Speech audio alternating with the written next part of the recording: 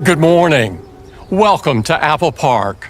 So we're excited to talk about how we're taking Apple Watch and iPhone even further.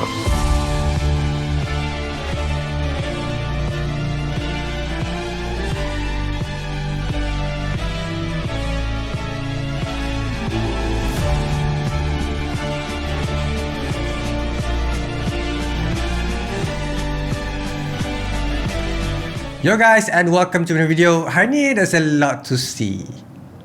Bukan sebab USB-C ya. Kali ni kita nak cakap pasal iPhone 15 Pro dan juga Pro Max. Untuk orang yang nak tengok version yang biasa tu, aku separatekan another video sebab aku tahu tak ramai dah orang minat dengan version biasa dan juga version Plus tu. So kali ni ada banyak benda yang kita boleh cerita. Kita fokuskan dekat yang high council dulu untuk Vision Pro dan juga Pro Max. Okay, untuk kali ni juga Apple, this is the first time untuk dia orang letak sebuah titanium finish dalam kerangka sebuah iPhone yang baru ataupun Vision Pro. Sebelum ni dia masih lagi menggunakan aluminium finish yang 7000 tu. Boleh kata yang tu memang kuat, memang kukuh juga. Version titanium kali ni bukan sahaja ringan tapi dia lagi kuat. Sebelum ni 14 Pro berat dia adalah dalam 206 gram, tapi sekarang bila dah pakai titanium finish, dia punya berat significantly turun sampai 187 gram. Sangat jauh tau. Rasa macam pakai iPhone 6 zaman-zaman dulu. Betapa ringannya material kali ni. Tapi apa yang kau perlu tahu juga, dia adalah grade 5 titanium finish. Dan Apple juga buatkan finishing dekat bahagian tepi tu ataupun cat dia, surface dia lagi orang kata senang nak pegang lah. Sebab kau nampak ya sebelum ni sangat berkilat and fingerprint magnet. Apa yang korang perlu tahu juga adalah dia bukan full titanium tau. Dia full titanium dekat luar sahaja. Dekat dalam dia adalah infused titanium finish dan juga aluminium. So dekat dalam tu akan jadi aluminium, luar tu je. Dia actually sama macam Samsung dulu. Samsung dulu dia macam tu juga untuk dia punya rangka. Luar je rangka. Dalam actually sebenarnya adalah sebuah plastik untuk Samsung punya devices. Apa yang baru juga adalah bila kau tengok betul-betul iPhone tu, sebenarnya dia sangat curvy berbanding yang biasa. Aku rasa Apple dah tengok komplain kita. That is, kita kata iPhone 14 and 14 Pro ni sebenarnya sangat-sangat sakit tangan bila pegang dalam jangka masa yang lama sebab dia punya edges tu sangat-sangat tajam. Tapi kali ni dia dah buatkan sedikit rounded edges dekat titanium finish tu, and katanya akan buatkan korang lagi sedap ataupun lagi selesa untuk pegang dekat tangan dalam jangka masa yang lama. Tu yang penting sebenarnya bila kita tengok. Ada satu update yang sangat penting dekat sini yang kurang dapat perhatian, that is perubahan terhadap internal iPhone 15 Pro dan juga Pro Max. Apa beza dia? Apa perubahan dia? Dekat sini Apple ada mention yang kalau berlaku apa-apa kerosakan, lagi mudah untuk akses dekat internal iPhone 15 Pro dan juga Pro Max.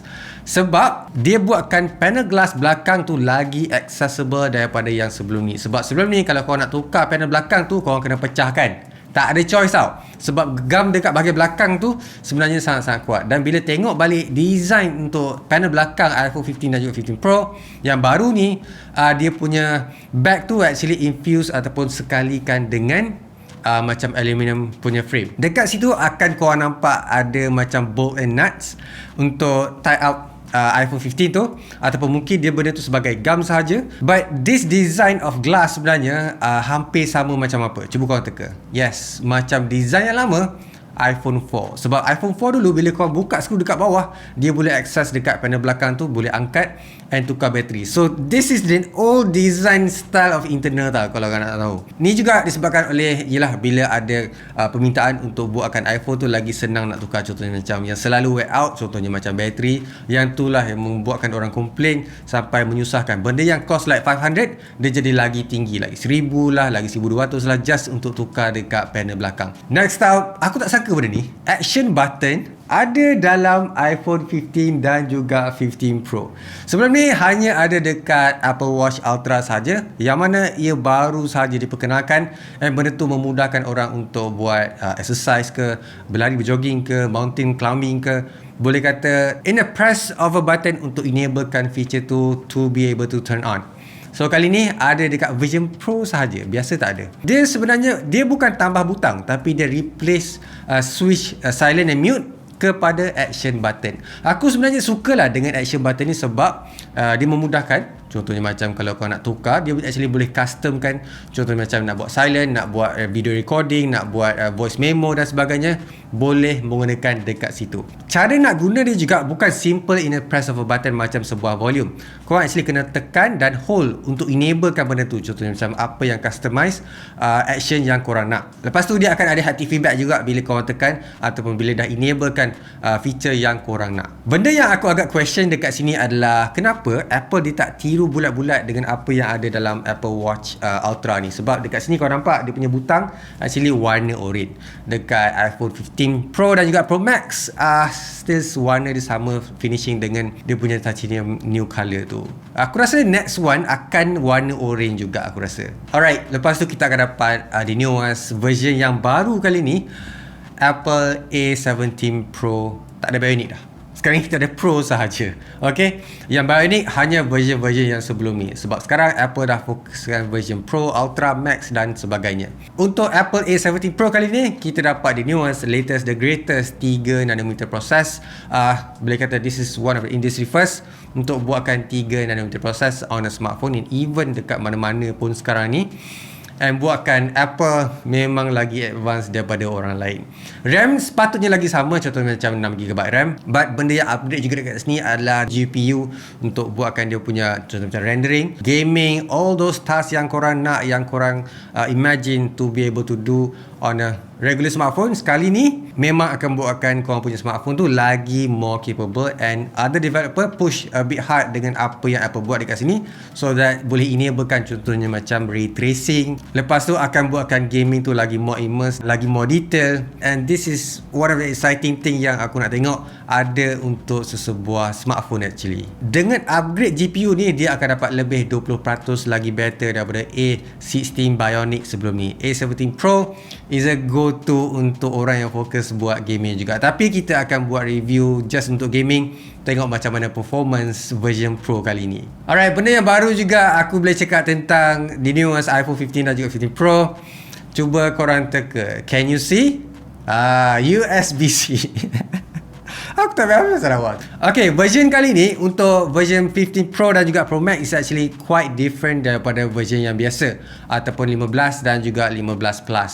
Yang version kali ni USB-C, kita akan dapat USB 3 Gen 2. Macam mana nak tahu dia adalah Gen 2 ataupun tak? Tengok dia punya speed. Kali ni dia punya Apple speed dia boleh pergi sampai 10 gigabit per second.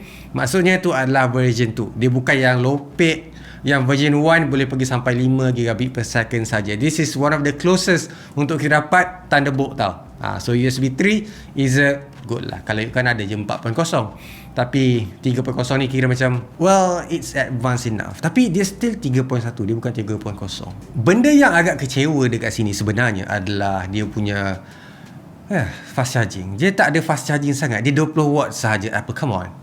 Okay, 20 watt is normal, same thing as 14 Pro. Tapi benda yang menarik yang dia tak announce sebenarnya adalah reverse wired charging tau. Korang boleh bayang tak? Boleh terfikir tak yang Apple enablekan this wired feature dalam sebuah iPhone? And kemungkinan kita dapat benda ni disebabkan bateri kita lagi besar sekarang berbanding yang dulu. Korang boleh tengok dalam website Apple kata boleh charge earphone dan juga Apple Watch menggunakan USB-C yang ada pada iPhone. So that is a reverse wired charging untuk sebuah iPhone. This is one of the first juga. Yang mana sebelum ni dia pakai wireless just accessory untuk iPhone saja. Cumanya aku tak tahu sama ada dia communicate ataupun tak. Contohnya macam kalau aku nak charge phone lain, jenama lain, boleh ataupun tak. Nantilah kita akan test untuk korang juga. Sebelum ni kita macam hype juga dengan ultra wideband yang ada pada iPhone 13, iPhone 12.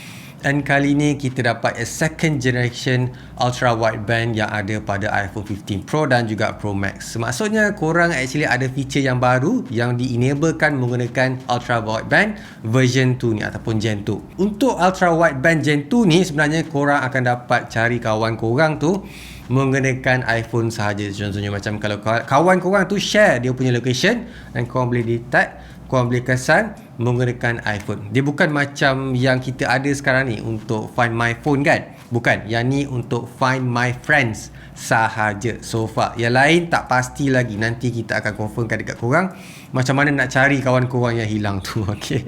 Seterusnya kita pergi dekat bab kamera dekat sini. Nampak macam Apple dah ubah sikit dia punya strategi untuk buatkan dia punya version Pro dan juga Pro Max nampak lagi menonjol daripada yang sebelum ni.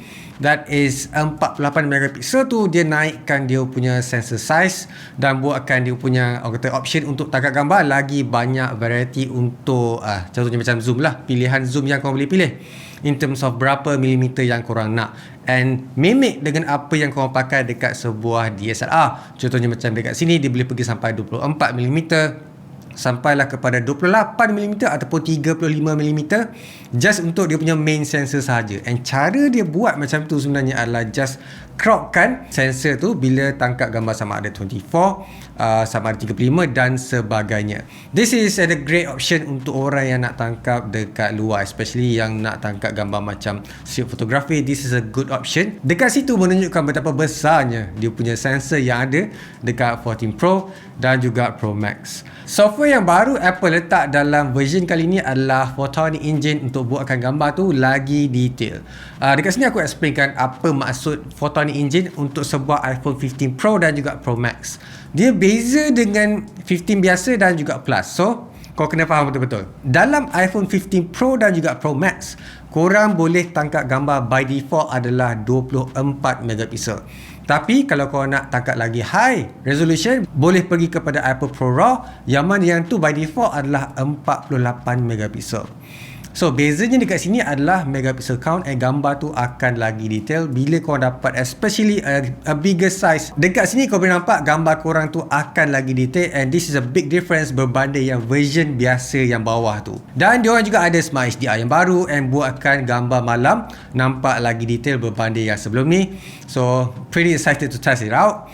And apa yang membuatkan separatekan version Pro dan juga Pro Max adalah dia punya sensor telefoto. Dia telefoto tapi bukan ke arah periskop, tapi dia ada cara dia sendiri untuk buatkan zoom tu boleh optical sampai 5 kali tanpa perlu guna ruang macam sebuah Android phone yang kau nampak sekarang ni, yang ada dalam Google Pixel, yang ada dalam Samsung and even ada dalam telefon Honor contohnya. So this is a different league, a different type of zoom lens yang ada untuk sebuah iPhone. That is tetraprism. Cara ni sebenarnya akan buatkan kamera tu guna less ruang berbanding yang ada pada sebelum ni. So this is a good option untuk iPhone letak dalam diorang punya smartphone, especially bila diorang ni agak kedekut untuk diorang punya space dalam sesebuah smartphone. Basically korang akan dapat 12 megapixel 2 kali zoom dan boleh pergi digital sampai 25 kali untuk zoom, dan akan nampak style Samsung punya apa zooming tu kan, option untuk nampak dekat mana korang zoom sampai 25 kali tu. Tapi aku harap boleh pergi sampai 50 juga Apple juga ubah cara korang tangkap gambar sekarang, sebab sebelum ni kita kena pergi dekat portrait mode untuk tangkap gambar yang blur background. Sekarang dah tak perlu sebab Apple actually akan automatically tangkap detail mengikut apa yang korang patut tangkap menggunakan portrait mode, so that korang tak akan hilang contoh macam feature blur background lah contohnya. Dan Apple juga introduce editing untuk focusing. Contohnya macam bila korang tangkap gambar dua orang, nak sama ada nak fokuskan orang yang belakang ataupun yang depan, later on boleh ubah, boleh edit dalam app foto tu. One thing yang aku agak excited adalah diorang punya option untuk guna USB-C tu untuk tujuan external recording. Contohnya macam akan ada option lock untuk record video dalam iPhone. Apple has not known untuk rakam video externally, tapi tiba-tiba digunakan USB-C tu untuk pro features. What is going on Apple? Ni dah level lain kot kalau nak ikutkan. Biasanya kalau korang tengok smartphone lain contohnya macam Android kan, dia bagi option just untuk display tau. Tapi Apple, dia buat smartphone tu sebagai main hardware. Orang lain buatkan phone tu sebagai aksesori. Dia je yang buat phone tu sebagai hardware. Tak dibuat orang lain ke tak? So benda ni memang a good thing. Memang pro features untuk orang yang fokus tangkap video, especially on a smartphone. Other than that, aku boleh cakap Apple juga akan ada special video untuk orang tangkap video tu untuk experience menggunakan Apple Vision Pro tu. Aku tak tahu buat tu sebab aku tak tahu siapa yang nak beli Apple Vision tu. Apa lagi yang aku boleh cakap, dia punya screen still sama lagi, size dia 6.1 inci untuk Vision Pro, 6.7 untuk Vision Pro Max. Untuk aku rasa Pro Max tu agak besar, but Korang sekarang dah dapat bezel yang lagi nipis daripada yang sebelum ni, dan akan dapat ceramic shield untuk korang punya protective layer untuk korang punya screen lah. And kita nak tengok juga berapa nipis dia orang punya screen bezel tu berbanding yang sebelum ni, sebab nampak memang betul-betul nipis lah. And kadang-kadang nampak macam risau pula kalau jatuh, contohnya macam pecahkan screen kan. Dan lagi korang akan dapat Super Retina SDR tu dengan promotion 120Hz. Dan Apple juga tak ada cakap pasal dia terangkan lagi screen ke, buatkan screen tu lagi padat ke, tak ada. Tu je so far. Bila korang boleh beli? Pada 29 September ni, sama ada nak pergi kat kedai ataupun beli secara online, korang akan dapat pada hari tersebut. Cuma aku tak pasti dekat sini sama ada boleh pre-order ataupun tak. Untuk harga dia RM5,499 untuk version Pro, dan kau boleh pergi paling tinggi adalah 1TB untuk version Pro Max sampai RM8,499. Belum capai lagi RM10,000. So kira macam okey lah. Aku tak tahu mana yang okey. We'll see. Bukan USB-C. We'll see. Macam biasa guys, leave a like, subscribe.